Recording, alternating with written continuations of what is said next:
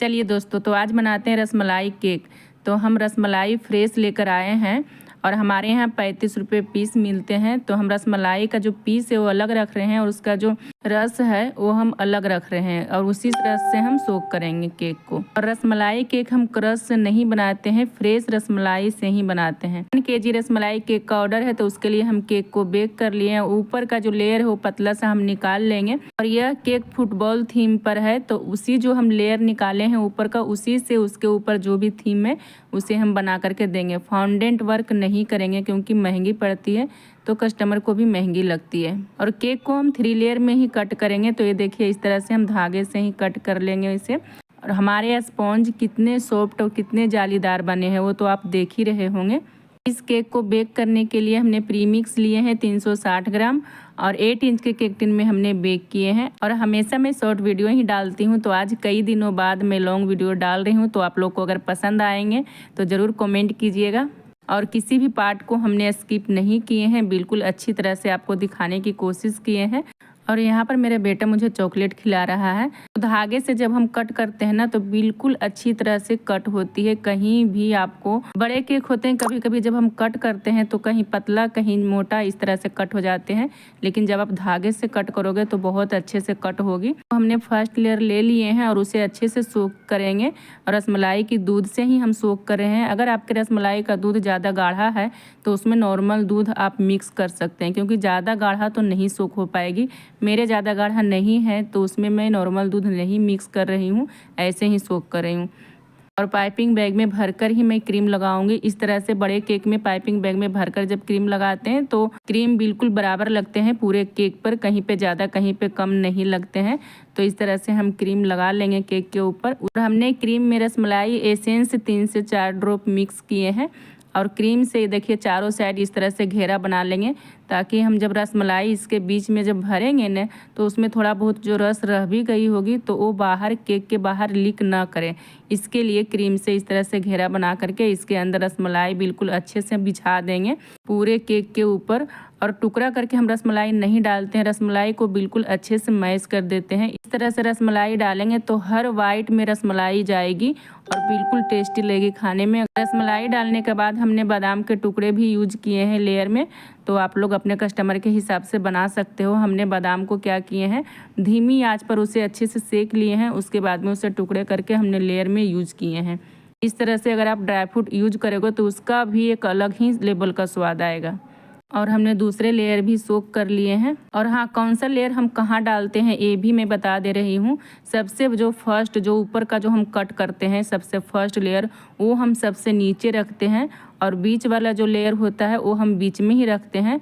और जो सबसे नीचे जो होता है लेयर, उसे हम सबसे ऊपर रखते हैं। और केक के साइड में भी इस तरह से क्रीम लगाते जाएंगे साथ साथ में, तो आपके केक बिल्कुल सीधे जाएंगे, कहीं पे टेढ़े मेढ़े होने की डर नहीं रहेगी। आप कितना भी हाइटेड वाला केक बना लो फिर भी आपके केक बिल्कुल सीधे जाएंगे।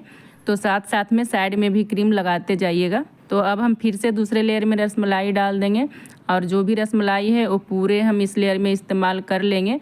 और इसमें जितना आप रसमलाई डालो उतना कम है। कस्टमर जिस हिसाब से मुझे पैसे देते हैं उस हिसाब से मैं रसमलाई डालती हूँ। हमारे 2 लेयर कंप्लीट हो गए हैं। अब हम लास्ट लेयर भी डालेंगे। और लास्ट लेयर देखिए उल्टा करके हम डाल रहे हैं, जो ब्राउन भाग है उसे हम नीचे कर दिए हैं और लास्ट लेयर हमेशा हम इसी तरह से डालते हैं। और इसे भी अच्छे तरह से सोक करेंगे। और सोक करने में बिल्कुल भी नहीं घबराएंगे, अच्छे से बिल्कुल सोक करेंगे और इसका टेस्ट बिल्कुल अलग लेवल की आएगी। हमारे कस्टमर ने रिव्यू दे दिए हैं, उन्हें बहुत टेस्टी लगा। और संडे के दिन इस केक का ऑर्डर आया हुआ था, तो जानते ही हैं आप संडे को बच्चे की छुट्टी, हस्बैंड की छुट्टी, सभी के छुट्टी घर पे रहते हैं। संडे को मेहमान को भी आना जाना लगे रहते हैं, तो सभी चीज़ को देखते हुए केक का ऑर्डर कंप्लीट करनी पड़ती है। और इस केक का ऑर्डर सेम डे संडे को ही 12 बजे मुझे मिले।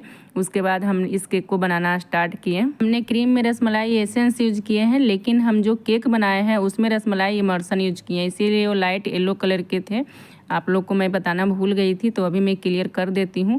और इसे मैं भी क्रम कोटिंग करके कम से कम आधे घंटे के लिए भी फ्रिज में रख दूँगी। और क्रीम में 1-2 चम्मच हमने रसमलाई का रस भी डाले हैं छान करके, ज़्यादा नहीं, बस 1 से 2 चम्मच ही हमने यूज किए हैं।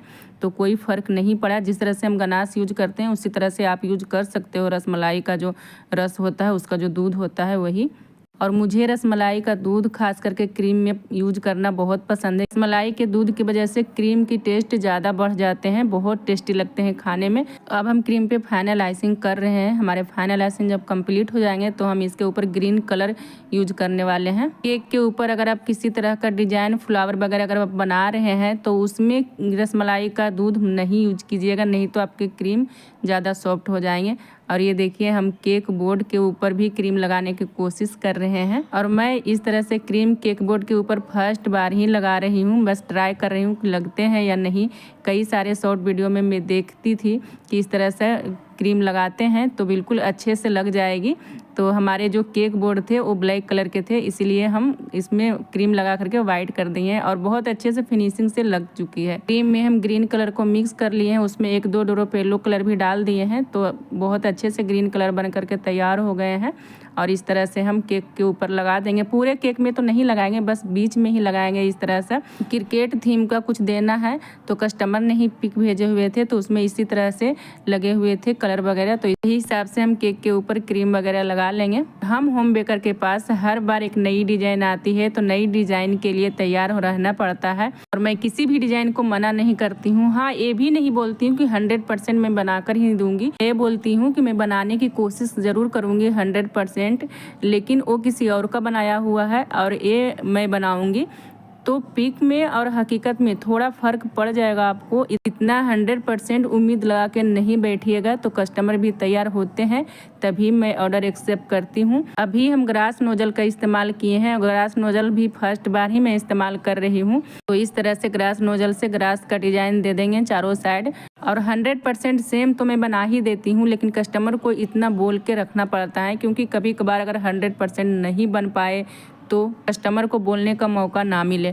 अभी तक तो ऐसा कभी नहीं हुए मेरे साथ कि कस्टमर कोई बोले कि ऐसा मैं आपको डिज़ाइन देकर रखी हूँ, आपने ऐसा बना दिया, कभी नहीं बोले हैं, क्योंकि मैं हर बार सेम बनाकर ही देती हूँ। मेरे मोबाइल इतने अच्छे नहीं हैं जो इतने अच्छे वीडियो निकाल पाए।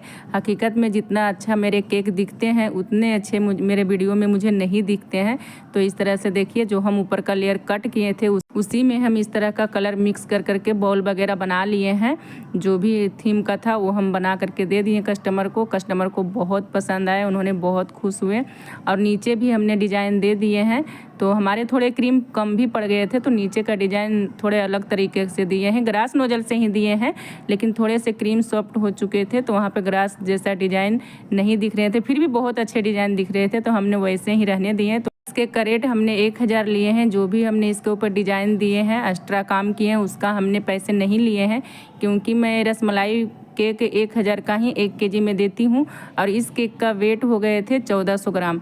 तो कोई बात नहीं, हमने जो रसमलाई का जो पैसे होते हैं वो एक्स्ट्रा लिए हुए होते हैं, तो ज़्यादा भी वज़न होता है तो कोई बात नहीं, हम दे देते हैं। ऐसे रसमलाई के साथ 1 kg ए मैं नहीं देती हूँ। मैं जब पैसा लेती हूँ ज़्यादा तो वज़न 1400 से 1500 ग्राम मेरे केक का हो ही जाते हैं 1 kg का।